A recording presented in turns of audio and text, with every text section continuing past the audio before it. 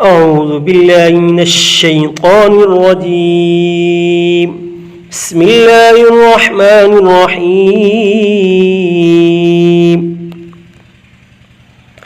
ياسين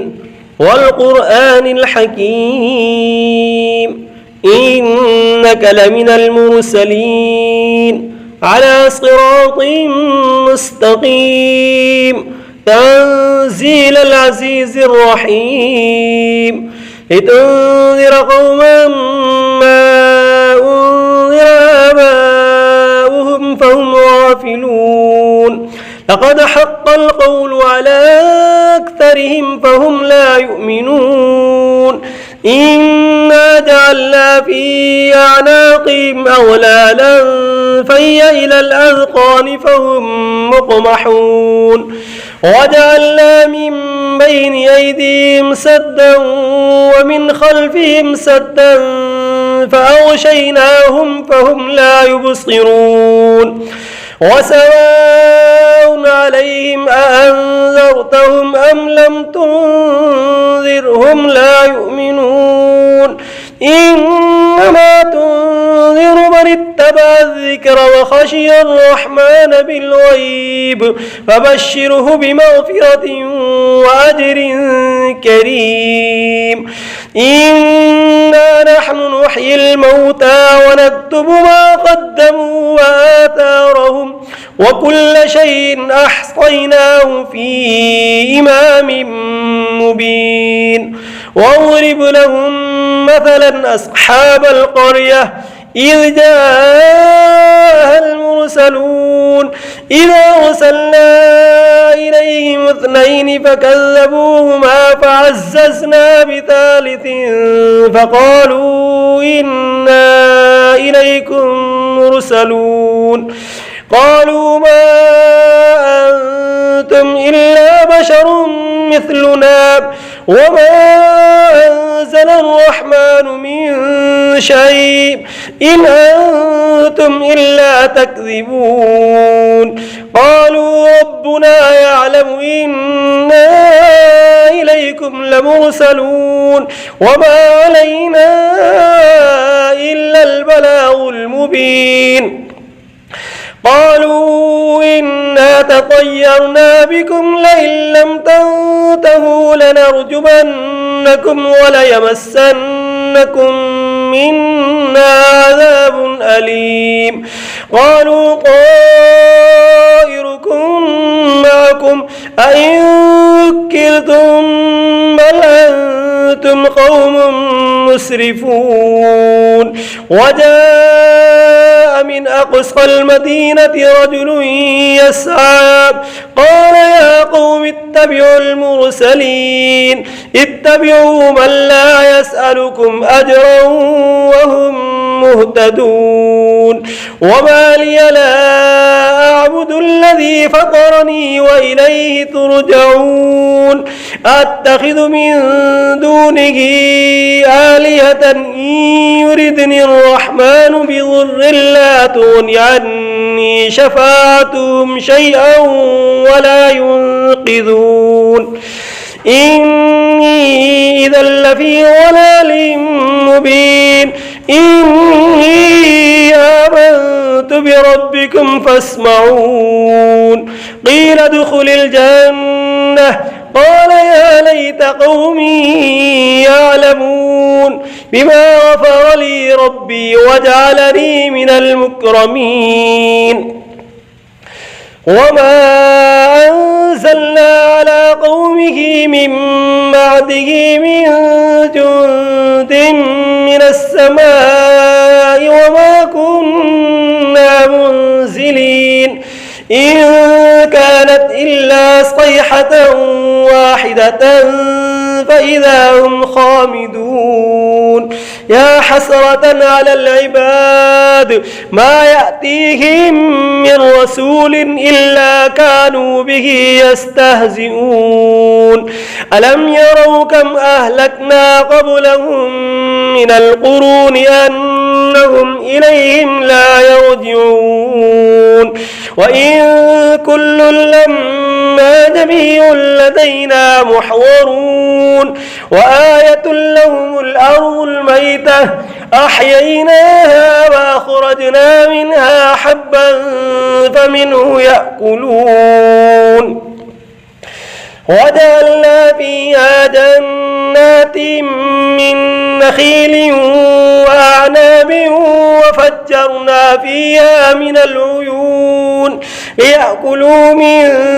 ثمره وما عملته أيديهم أفلا يشكرون سبحان الذي خلق الأزواج كلها مما تنبت الأرض ومن أنفسهم ومما لا يعلمون وآية لهم الليل نسلخ منه النهار فإذا هم مظلمون والشمس تجري لمستقر لها ذلك تقدير العزيز العليم والقمر قدرناه منازل حتى عاد كالعرجون القديم لا الشمس ينبغي لها أن تدرك القمر ولا الليل سابق النهار وكل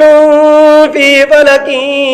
يسبحون وآية لهم أنا حملنا ذريتهم في الفلك المشحون وخلقنا لهم من مثله ما يركبون وإن نشأ نغرقهم فلا صريخ لهم ولا هم ينقذون إلا رحمة منا ومتاعا إلى حين وإذا قيل لهم اتقوا ما بين أيديكم وما خلفكم لعلكم ترحمون وما تأتيهم من آية من آيات ربهم إلا كانوا عنها معرضين وإذا قيل لهم أنفقوا مما رزقكم الله قال الذين كفروا للذين آمنوا أنطعم من لو يشاء الله وطعمه إن أنتم إلا في ضلال مبين ويقولون متى هذا الوعد إن كنتم صادقين ما ينظرون إلا صيحة واحدة تأخذهم وهم يخصمون فلا يستطيعون توصية ولا إلى أهلهم يرجعون ونفخ في الصور فإذا هم من الأجداث إلى ربهم ينسلون قالوا يا ويلنا من بعثنا من مرقدنا هذا ما وعد الرحمن وصدق المرسلون إن كانت إلا صيحة واحدة فإذا هم جميع لدينا محضرون فاليوم لا تظلم نفس شيئا ولا تجزون إلا ما كنتم تعملون إن أصحاب الجنة اليوم في شغل فاكهون هم وأزواجهم في ظلال على الأرائك متكئون لهم فيها فاكهة ولهم ما يدعون سلام قولا من رب رحيم وامتازوا اليوم أيها المجرمون ألم أعهد إليكم يا بني آدم ألا تعبدوا الشيطان إنه لكم عدو مبين وأن اعبدوني هذا صراط مستقيم ولقد أضل منكم جبلا كثيرا أفلم تكونوا تعقلون هذه جهنم جهنم التي كنتم توعدون اصلوها اليوم بما كنتم تكفرون اليوم نختم على أفواههم وتكلمنا أيديهم وتشهد أرجلهم بما كانوا يكسبون ولو نشاء لطمسنا على أعينهم فاستبقوا الصراط فأنى يبصرون ولو نشاء لمسخناهم على مكانتهم فما استطاعوا مضيا ولا يرجعون ومن نؤمره ننكسه في الخلق فلا يعقلون وما علمناه الشعر وما ينبغي له إن هو إلا ذكر وقرآن مبين لينذر من كان حيا ويحق القول على الكافرين أولم يروا أنا خلقنا لهم مما عملت أيدينا أنعاما فهم لها مالكون وذللناها لهم فمنها ركوبهم ومنها يأكلون ولهم فيها منافع ومشارب وفلا يشكرون واتخذوا من دون الله آلهة لعلهم ينصرون لا يستطيعون نصرهم وهم لهم جند محضرون فلا يحزنك قولهم إنا نعلم ما يسرون وما يعلنون أولم ير الإنسان أنا خلقناه من نطفة فإذا هو خصيم مبين وضرب لنا مثلا ونسي خلقه قال من يحيي العظام وهي رميم قل يحييها الذي أنشأها أول مرة وهو بكل خلق عليم الذي جعل لكم من الشجر الأخضر نارا فإذا أنتم منه توقدون أوليس الذي خلق السماوات والأرض بقادر على أن يخلق مثلهم بلى وهو الخلاق العليم إنما أمره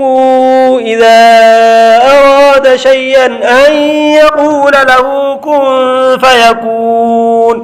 فسبحان الذي بيده ملكوت كل شيء وإليه ترجعون بسم الله الرحمن الرحيم الرحمن علم القرآن خلق الإنسان علمه البيان الشمس والقمر بحسبان والنجم والشجر يسجدان والسماء رفعها ووضع الميزان ألا تطغوا في الميزان وأقيموا الوزن بالقسط ولا تخسروا الميزان والأرض وضعها للأنام فيها فاكهة والنخل ذات الأكمام والحب ذو العصف والريحان فبأي آلاء ربكما تكذبان خلق الإنسان من صلصال كالفخار وخلق الجان من مارد من نار فبأي آلاء ربكما تكذبان رب المشرقين ورب المغربين فبأي آلاء ربكما تكذبان مرج البحرين يلتقيان بينهما برزخ لا يبغيان فبأي آلاء ربكما تكذبان يخرج منهما اللؤلؤ والمرجان فبأي آلاء ربكما تكذبان وله الجوار المنشآت في البحر كالأعلام فبأي آلاء ربكما تكذبان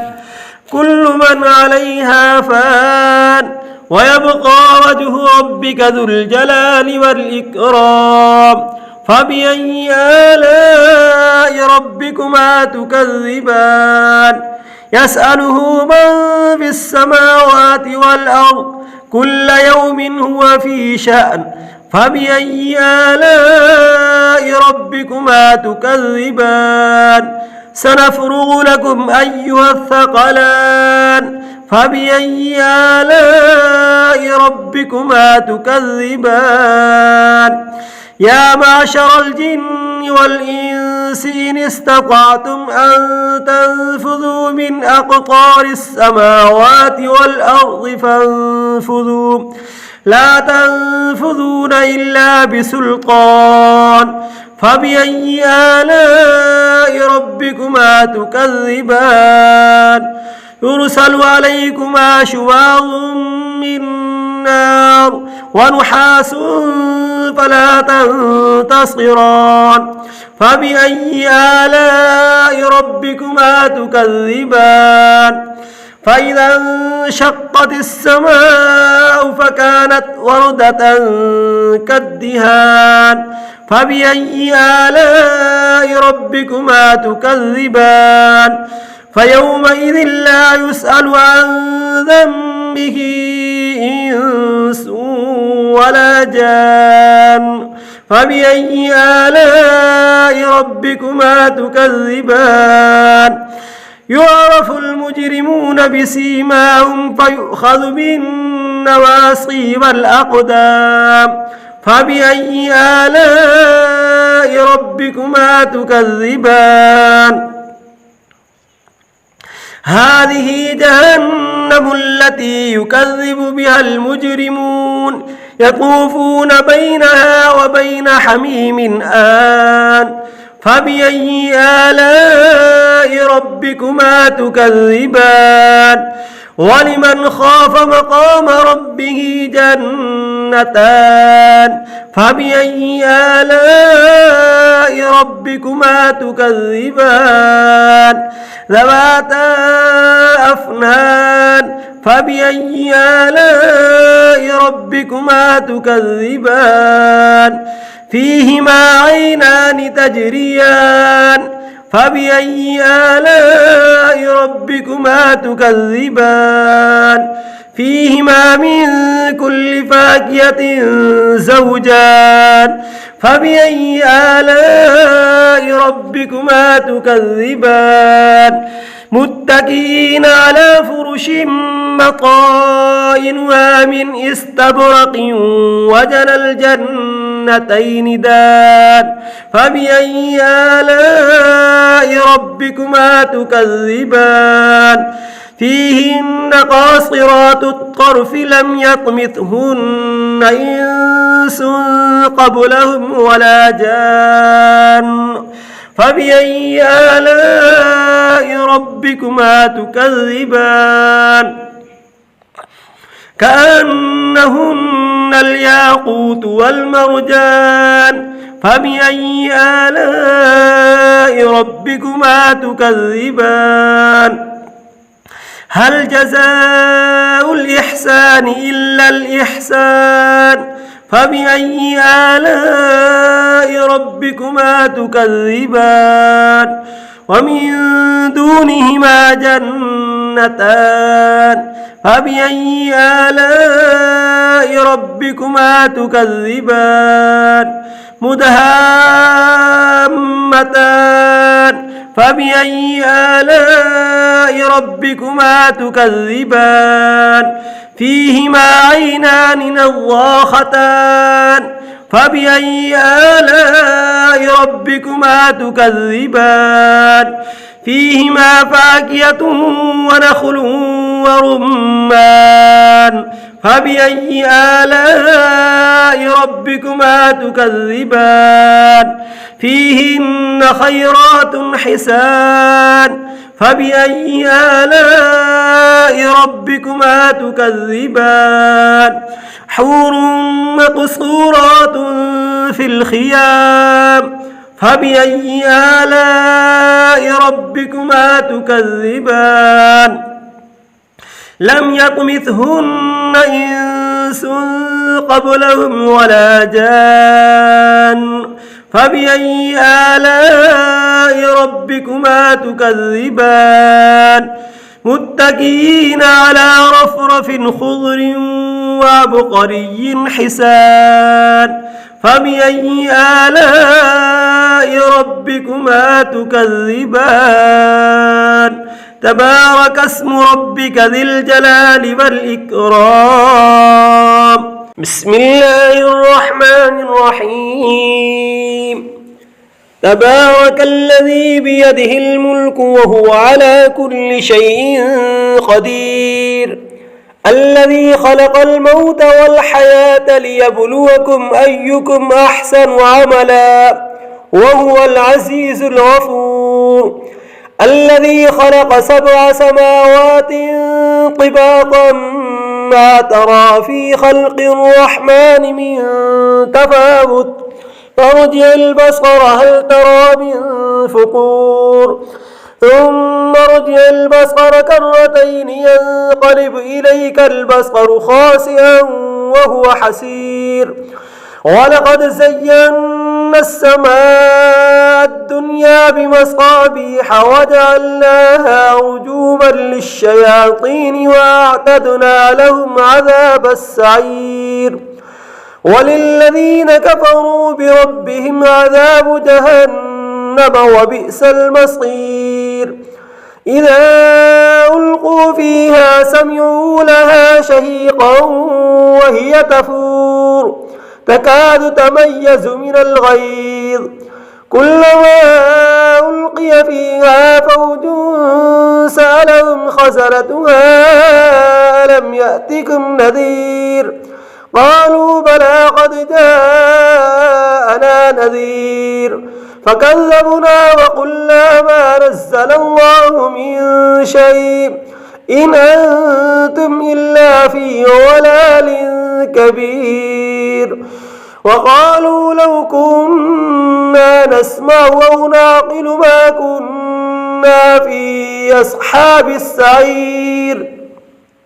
فاعترفوا بذنبهم فسحقا لأصحاب السعير إن الذين يخشون ربهم بالغيب لهم مغفرة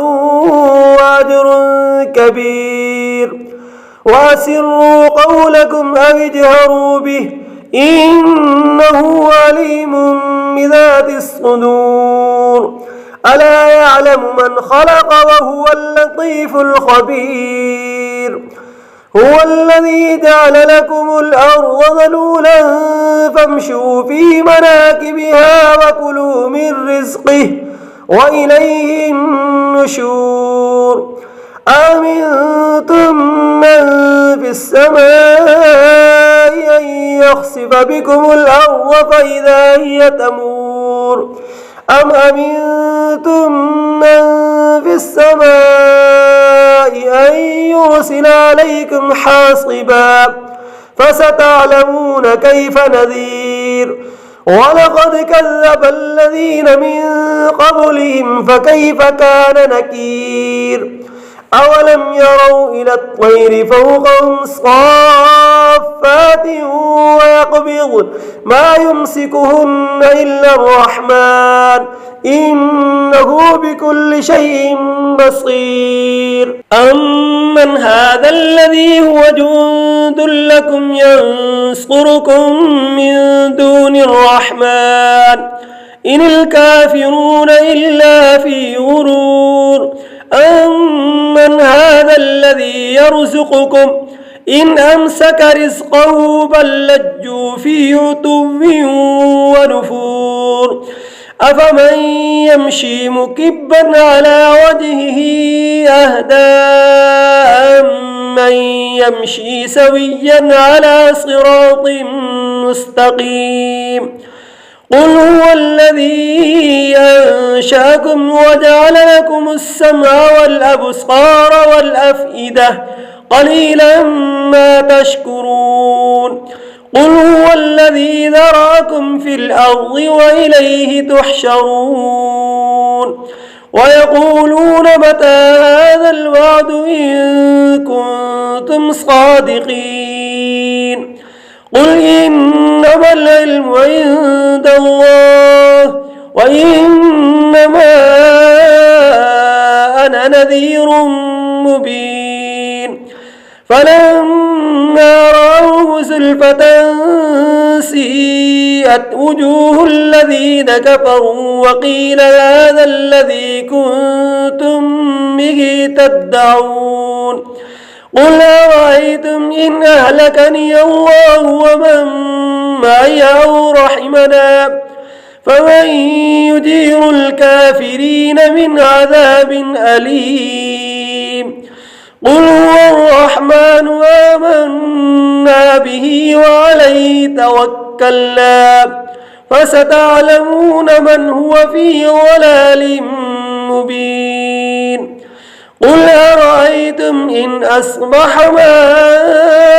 ماؤكم غورا فمن يأتيكم بماء معين صدق الله العظيم.